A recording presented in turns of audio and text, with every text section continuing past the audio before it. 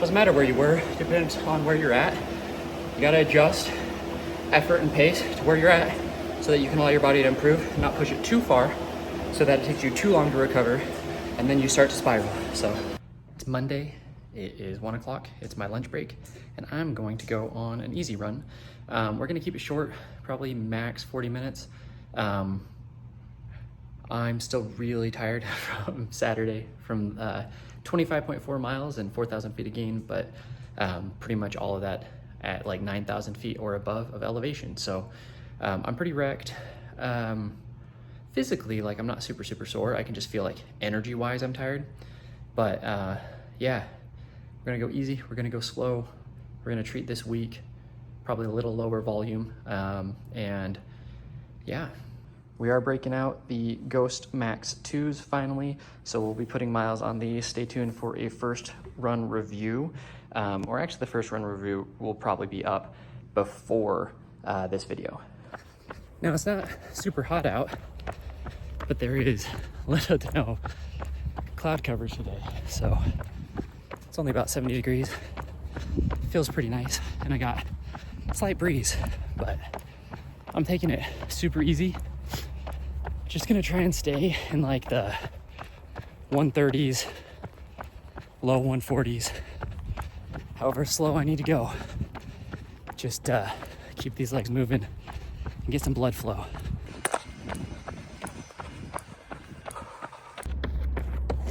So I just had to drop my car off at the shop, and now I'm gonna run home because it's like 6 a.m.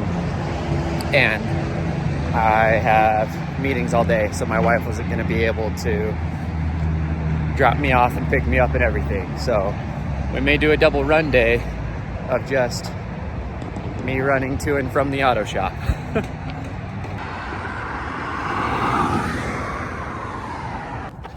So I'm a little confused because yesterday my heart rate was super chill on my run and I felt super smooth, and it's happening again today. Just not what I expected after Kings Peak. And it's not what I expected after last week's showing on my speed workouts. I'm gonna run on the treadmill for my speed workout today, which is not something I would normally do. I actually hate running intervals or speed on the treadmill, but mentally, I'm not in a good place right now, or today. Mentally, I just kind of want to curl up into a ball and not get out of bed, but I had to because I've got family relying on me. So I just want to zone out. We're gonna put some TV on the treadmill. We got Netflix on there. I appreciate the update from Nordic Track. And yeah, I'm gonna watch TV. I'm going to be able to control my paces just from the treadmill and not have to think about it and just get the speed workout in, because that's where we're at today. So.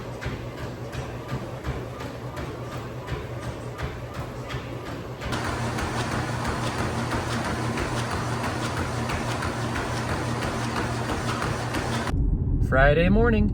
I feel like I do a really good job of recording these vlogs or check-ins earlier in the week. Oh, excuse me. And then Thursday, Wednesday, Thursday kind of disappears, and then I try and come back Friday, Saturday.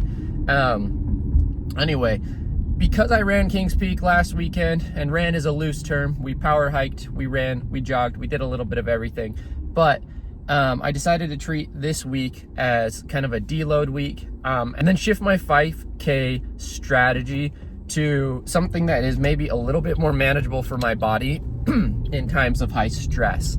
So one of the things that I've been struggling with is with the 2 speed workouts or 2 speed-ish, like quality type workouts during the week, I just don't know that my body is getting enough rest in between workouts to really be able to handle that stimulus and actually like absorb it.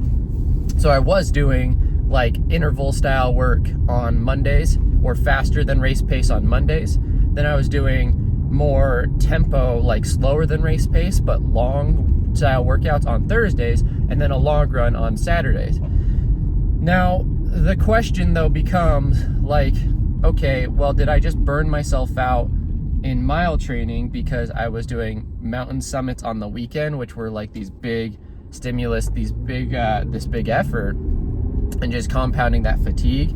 And now that, you know, it's fall, temperatures are dropping, gonna be winter soon because I'm in Utah, so temperatures are really gonna drop, and I'm not gonna be able to access mountain peaks really probably past like the next few weekends. Maybe if Saturdays are just true easy long runs a lot of the time, then maybe I can fit in 2 harder workouts during the week, and I'm just gonna have to gauge what that feels like. But I do know that in the past, my body responds well to a harder workout on a Tuesday, a moderate, like lower end moderate workout on a Thursday. And really when I say that, that's like a progression run, or that's like a 70-minute incline run where the stimulus changes, but I'm still like, I'm kind of running easy paces, if not slower, but because it's significantly uphill, like we're not really revving super hard. And then on Saturday, a long run, and then the long run may have, like every other week, I may integrate in some type of, you know, maybe it's like a threshold, like a 3-minute on, 2-minute off style, or like a 5-2 or something like that. And you can do less rest, right? Just depends on how hard you want to go for your intervals. You can go fartlek style, but basically within a long run, so within like 2+ hours or 2 hours plus, then I would have some type of faster stimulus. So then throughout the week, you know, I'm hitting faster than easy 3 times. I'm hitting faster than race pace 1 time, and then I'm hitting kind of that moderate zone, slower than race pace, but for longer than race duration, probably 2 times. That has worked for me in the past. And oftentimes what I'll do is I'll, like, you know, if I'm going long, I'll have on the weekend and I don't have kind of intense stimulus, sometimes I'll do I'll chase some vert. I don't have any races with vert coming up though, so you don't want to, like, I don't want to overdo it, because I do think that there's a lot of value in getting that leg turnover, and I think that my body did respond well to the stimulus of 2 true speed workouts a week when I was doing mile training. So there's just something to be said there. So I still want to make sure I'm prioritizing that turnover to the point of, like, maybe I just spend more time hitting kind of like 400s and just repeating 400s, and then use the tempo. So like not true polarized, like, but like maybe not a progression where I'm going like 400s, 800s, 1200s, 1600s, and less like ladder style work, and more just 400s, 400s, 400s, maybe even 200s. And then on the tempo days, I'm doing something more like, you know, 4 to 6 mile tempo, or like longer, like float style workouts. So Saturday morning, and things are not going as planned. My daughter has been up all night with a fever, and my wife has basically handled most of the night shift. I am handling the morning and day shift today, so that she can sleep too. So yeah, sleep was rough last night. I wanted to run 2 hours outside and do like this big test between the Super Blast and the Glycerin Max, but sometimes it's just not in the cards. Family has to come first, so I'm just gonna run on the treadmill with the sound machine, or the sound monitor, so that way if my daughter wakes up, like she just did 5 minutes ago, I can hop off the treadmill, handle it, make sure she's okay.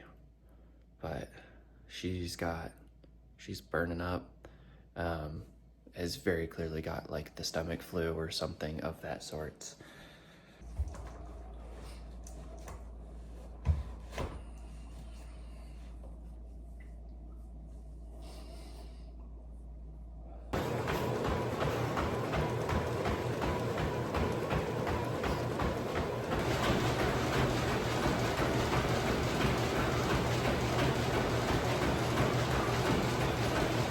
Ended up doing